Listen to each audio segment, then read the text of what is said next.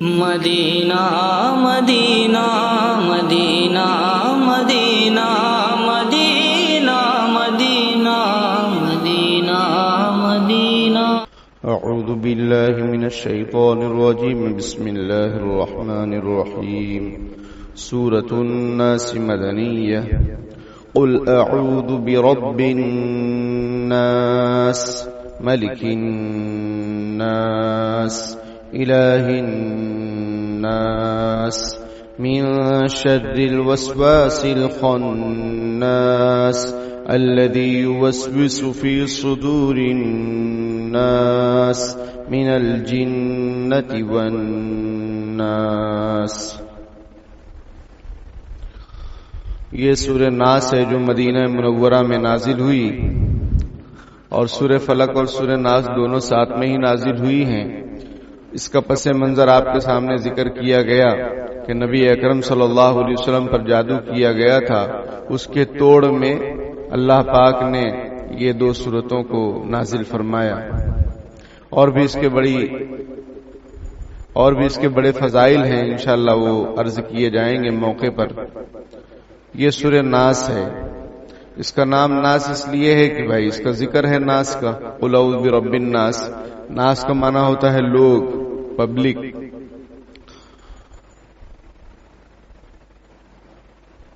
اوپر والی جو سورت ہے اس میں 4 چیزوں سے پناہ مانگی گئی تھی، اور وہاں پر اللہ کی ایک صفت کو ذکر کیا گیا تھا کہ اللہ وہ ذات ہے جو صبح کو روشن کرتے ہیں اور اندھیرے کو دور کرتے ہیں، اور 4 چیزوں سے پناہ مانگی گئی تھی۔ ایک تو تمام مخلوقات کے شر سے، اور اندھیرے کے شر سے، اور گرہوں پر پھونک مارنے والیوں کے شر سے یا پھونک مارنے والی جانوں سے، اور نمبر 4 پر حسد کرنے والے کے شر سے۔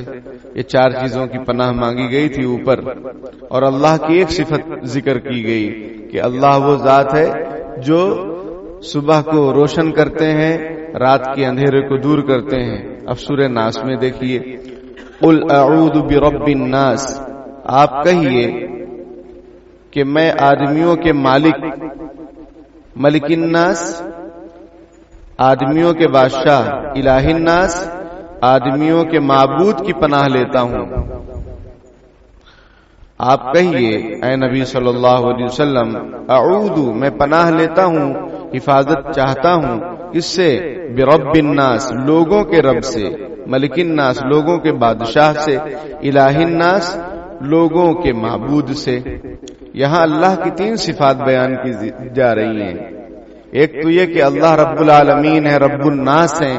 اوپر جو سورت ذکر کی گئی اس میں صرف ایک صفت اللہ تعالیٰ کی، کہ اللہ تعالیٰ رات کے اندھیرے کو دور کرتے ہیں اور صبح کو روشن کرتے ہیں، سورج نکالتے ہیں، ایک ہی صفت۔ اور 4 چیزوں سے پناہ مانگی گئی تھی، اور یہ جو 4 چیزیں اوپر کی ہیں، اوپر والی سورت میں سورہ فلق میں، تو وہ سب دنیا کی چیزیں ہیں، دنیا میں اس کے معاملات ہوتے ہیں۔ اندھیرا ہے، سمجھ میں آئی بات، حسد کرنے والا ہے، اور جادو کرنے والے ہیں، اور جو مخلوقات ہیں ان کی برائیوں سے، یہ سب دنیاوی معاملات ہیں، یعنی دنیاوی زندگی میں یہ سب چیزیں پیش آتی ہیں۔ لیکن سورہ ناس میں جو اللہ کی حفاظت مانگی جا رہی ہے، اور جس چیز سے مانگی جا رہی ہے وہ ہے شیطان، اور وہ ہے وسوسہ، اور یہ آخرت کے اعمال پر اثر انداز ہوتا ہے۔ تو آخرت کے اعمال زیادہ اہم ہیں دنیاوی معاملات سے، اور یہاں صرف ایک چیز سے پناہ مانگی گئی اس صورت میں، ایک چیز سے پناہ مانگی گئی ہے، وہ ہے شیطان کے وسوسے سے، اور اوپر 4 چیزوں سے پناہ مانگی گئی، یہاں صرف ایک چیز۔ اور یہاں اللہ تعالیٰ کی 3 صفات کا ذکر کیا گیا کہ اللہ تمام لوگوں کا رب ہے، کیونکہ مشرکین وہ خدا کے ساتھ شریک کرتے ہیں، ایک نہیں 2-3 مانتے ہیں، بلکہ بے شمار مانتے ہیں، سینکڑوں مانتے ہیں۔ تو یہاں کہہ دیا گیا رب الناس، یعنی جو بھی لوگ ہیں دنیا میں بستے ہیں ان کا ایک ہی رب ہے، وہ اللہ ہے۔ ملک الناس لوگوں کے بادشاہ، تو دل میں ایک خیال آئے گا کہ لوگوں کے بادشاہ تو بہت سارے رہتے ہیں، ملک یہ ہیں، ملک وہ ہیں، پی ایم وہ ہیں، ٹھکانے ہیں۔ تو حقیقی جو بادشاہ ہے وہ اصل میں اللہ تعالیٰ ہے. وہ جس کو چاہتا ہے حکومت دیتا ہے، جیسا کہ سورہ آل عمران کی آیتوں میں ہے، قل اللہم مالک الملک تؤتی الملک من تشاء. آپ جس کو چاہیں حکومت عطا فرمائیں. وتنزع الملک ممن تشاء. آپ جس سے چاہیں حکومت کو چھین لیں. سمجھ میں آئی بات؟ حقیقی بادشاہ تو اللہ تعالیٰ ہے دنیا آخرت کا.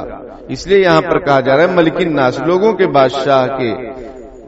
بادشاہ سے الہ الناس، اور لوگوں کا معبود، جس کو لوگ مانتے ہیں، جس کو لوگ پوجتے ہیں، وہ ایک ہی ہے، وہ اللہ ہے، اس کے علاوہ کوئی نہیں ہے.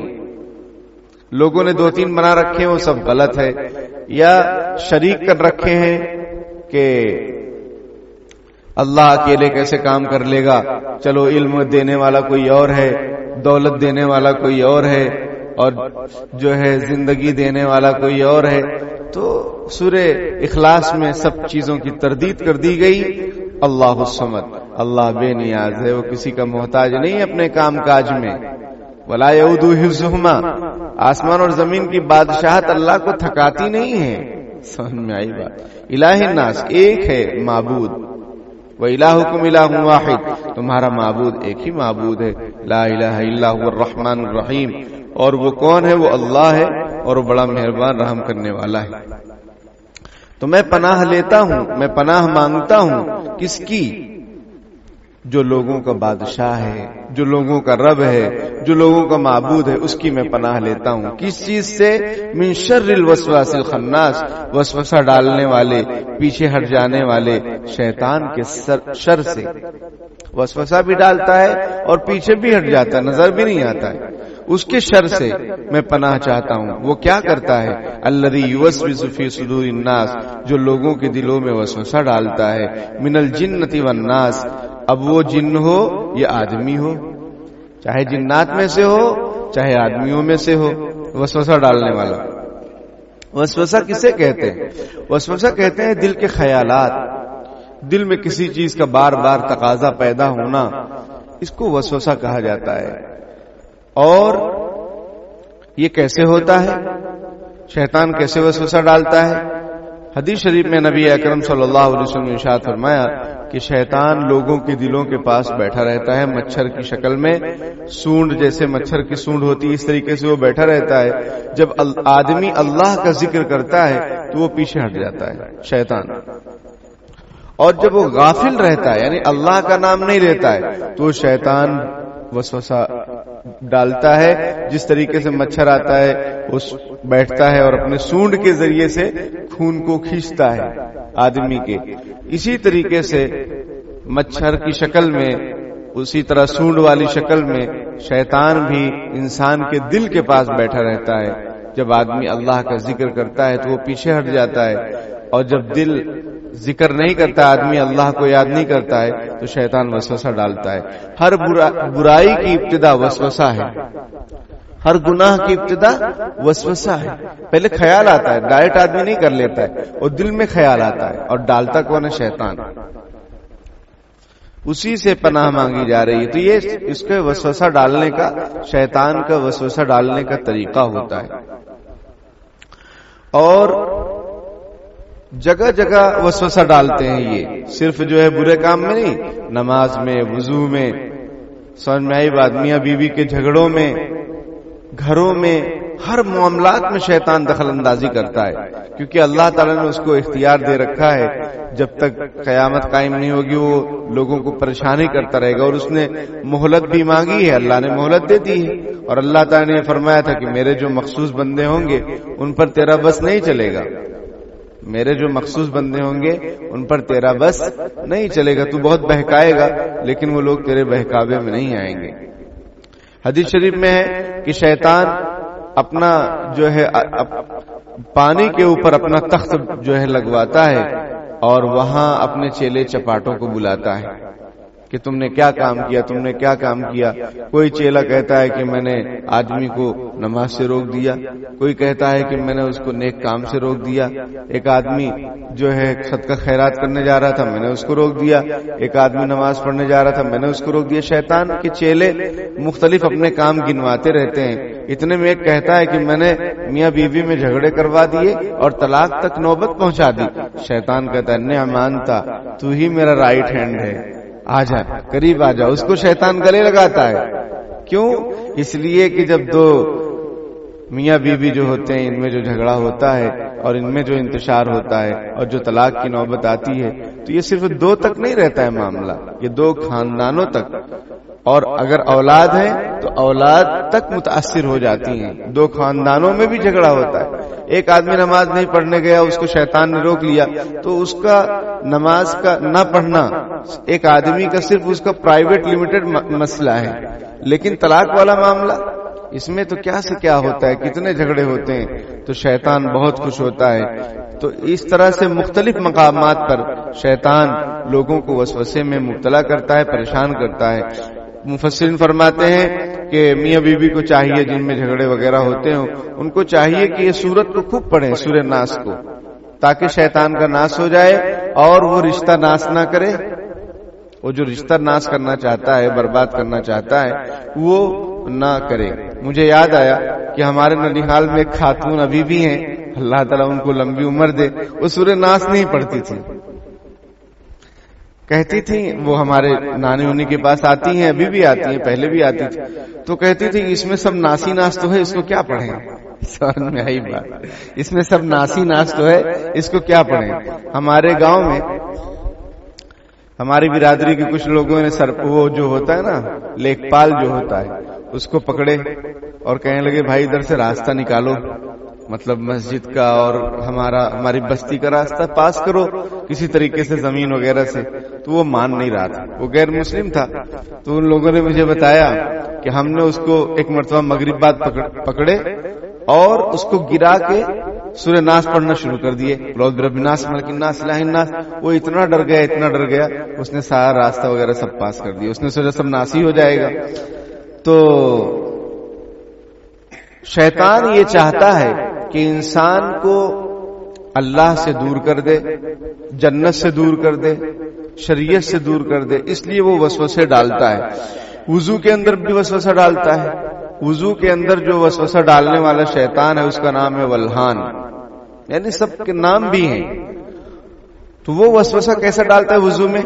آدمی وضو کرتا رہتا ہے، آپ نے دیکھا ہوگا کچھ لوگوں کو ٹینشن رہتا ہے وسوسے کا پرابلم، تو وہ آدھا گھنٹے تک وضو ہی کرتے رہیں گے، خوب پانی گراتے ہیں، خوب پانی ویسٹ کرتے ہیں، ان کو یقین ہی نہیں ہوتا ہے کہ چہرہ دھوئے کہ نہیں دھوئے اور دوسرا ہاتھ دھوئے کہ نہیں دھوئے۔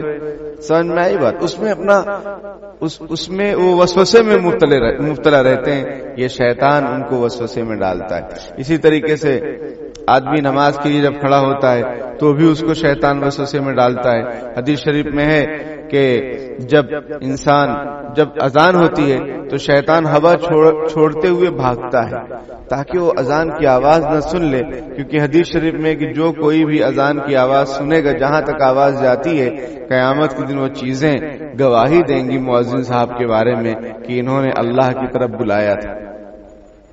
تو شیطان سننا نہیں چاہتا کہ مجھے گواہی دینا پڑ جائے، اس لیے ہوا چھوڑتے ہوئے بھاگتا ہے بہت دور جہاں آواز نہ آئے۔ پھر جب نماز کا وقت ہوتا ہے پھر آتا ہے وہ، پھر جب تکبیر شروع ہوتی ہے تو وہ بھی اذان کی طرح ہے، اس میں بھی وہی کلمات ہیں، پھر بھاگتا ہے۔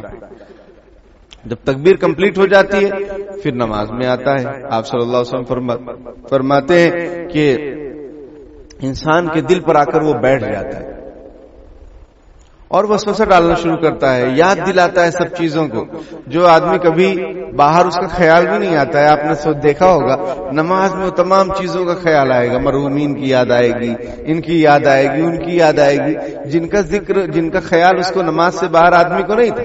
تو یہ شیطان آ کر وسوسہ ڈالتا ہے۔ پھر آدمی قرات کے اندر بھولتا ہے، سورہ فاتحہ میں بھولتا ہے، یا پھر اور بھی اس کو ڈاؤٹ ہوتا ہے کہ میں نے 2 رکعت پڑھے کہ 3 رکعت پڑھے، میں نے قاعدہ کیا کہ نہیں کیا۔ یہ سب شیطانی وسوسہ ہے، اس سے پناہ چاہی جا رہی ہے اللہ تعالی کے ذریعے سے کہ اللہ تعالیٰ کی صفات کے ذریعے سے کہ وہ حاکم ہے، مالک ہے، بادشاہ ہے، معبود ہے، تو اے اللہ اس شیطان سے جو وسوسہ ڈالتا ہے اور پھر چھپ جاتا ہے، نظر بھی نہیں آتا ہے، دکھتا بھی نہیں ہے، اسی کو یہاں پہ کہا گیا من شر الوسواس الخناس، وسوسہ ڈالنے والے، پیچھے ہٹ جانے والے شیطان کے شر سے۔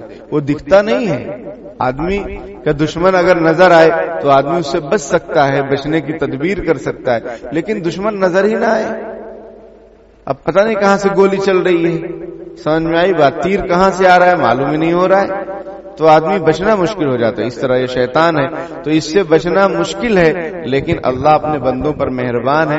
اللہ تعالیٰ فرماتے کہ ان سورتوں کو پڑھو، میری حفاظت میں آ جاؤ تو میں سب پہ حفاظت کروں گا، کیونکہ شیطان تو شیطان ہی ہے، اس کے حملے کمزور ہیں اللہ تعالیٰ کے مقابلے میں، اللہ تعالیٰ تو قوی ہے۔